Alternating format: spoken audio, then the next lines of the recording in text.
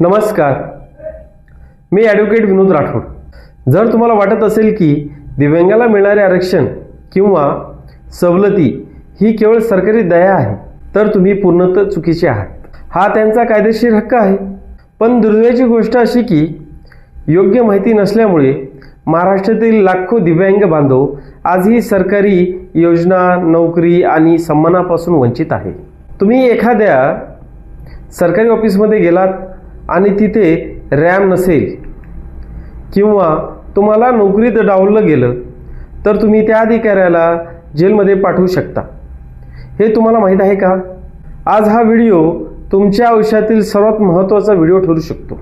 मी Maharashtra law ॲडवायझरमध्ये आपले स्वागत करतो. आज आपण दिव्यांग व्यक्ती हक्क कायदा 2016 बद्दल अशी माहिती घेणार आहोत जी तुम्हाला कोणत्याही पुस्तकात सहजासहजी मिळणार नाही. सरकारी नोकरीमध्ये 4% आरक्षण, पदोन्नती नियम, खाजगी क्षेत्रातील सवलती आणि जर कोणी भेदभाव केला तर होणारी शिक्षा, या सर्व गोष्टी आपण पुराणेश पाहणार आहोत. हा व्हिडिओ शेवटपर्यंत पहा, कारण शेवटी मी तुम्हाला एक अशी विशेष टीप देणार आहे ज्यामुळे तुमचे रखडलेले कामं मार्गी लागतील.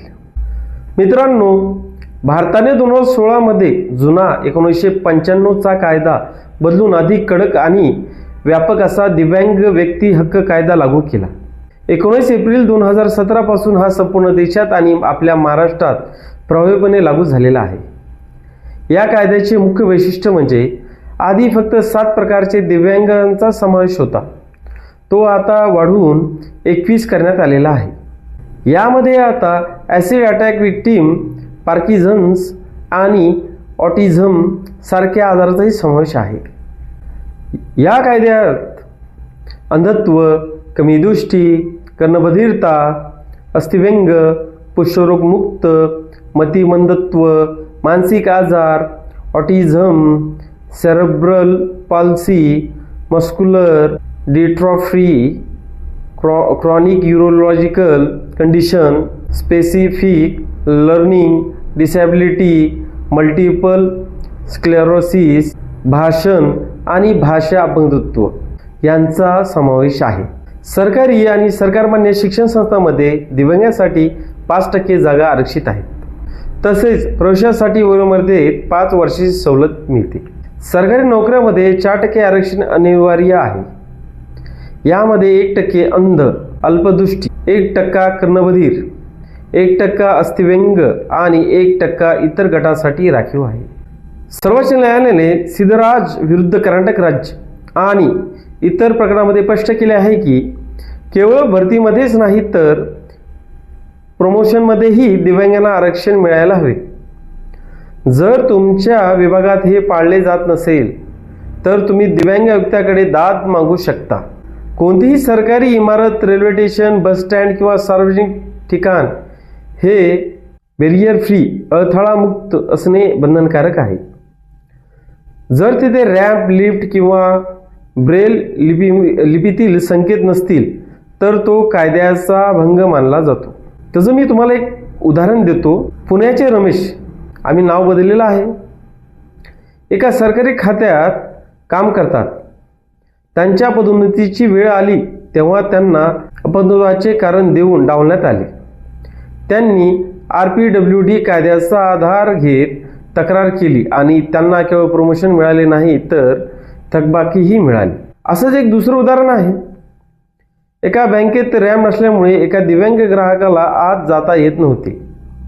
त्यांनी सोशल मीडिया आणि रिसर्च तक्रारीद्वारे बँकेला रॅम्प बांधायला भाग पाडले. हा कायदा केवळ कागदपत्रावर नाही. जर कोणी दिव्यांग व्यक्तीचा सार्वजनिक ठिकाणी अपमान केला, त्याला धमकावले किंवा त्याचे हक्क नाकारले तर कलम 92 नुसार 6 महिने ते 5 वर्षापर्यंत जेल आणि दंडाची तरतूद आहे. सरकारी कर्मचाऱ्याने हलगर्जीपणा केल्यास त्याच्यावरही विभागीय कारवाई होऊ शकते. मित्रांनो, आता ह्या सगळ्या विषयावर मी तुम्हाला काही कॉमन प्रश्न आहेत सर्वांना अडचणीचे, तर मी त्याचं उत्तर देण्याचा प्रयत्न करतो. पहिला प्रश्न आहे, UDID कार्ड म्हणजे काय? तर मित्रांनो, हे एक युनिक कार्ड आहे जे संपूर्ण भारतात चालते.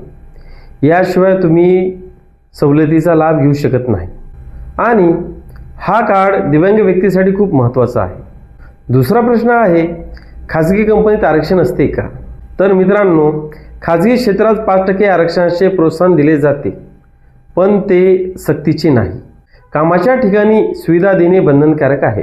तिसरा प्रश्न आहे, आता वरील मी सांगितल्याप्रमाणे तक्रार कुठे करायची? साहजिक आहे, पुण्यातील अपंग कल्याण आयुक्तालय आहे, तिथे तुम्ही लिखित स्वरूपात तक्रार करू शकता किंवा ऑनलाईन पोर्टलचाही वापर करू शकता. या ऑनलाईन पोर्टलची लिंक मी कॉमेंटमध्ये आपल्याला प्रोव्हाइड करतो. मित्रांनो, माहिती हे सामर्थ्य आहे. तुमच्या आसपास कोणालाही त्रास होत असेल तर त्यांना हा व्हिडिओ नक्की शेअर करा. महाराष्ट्रातील प्रत्येक जिल्हाधिकारी कार्यालयात दिव्यांग कक्ष असते, तिथे जाऊन आपले हक्क मागा. तुम्ही कोणत्या जिल्ह्यातून हा व्हिडिओ पाहत आहात कॉमेंटमध्ये नक्की सांगा. आणि तुम्हाला कोणत्या विषयावर पुढचा व्हिडिओ हवा आहे तेही सांगा. महाराष्ट्र लॉ ॲडवायझरला सबस्क्राईब करायला विसरू नका. जय हिंद, जय महाराष्ट्र.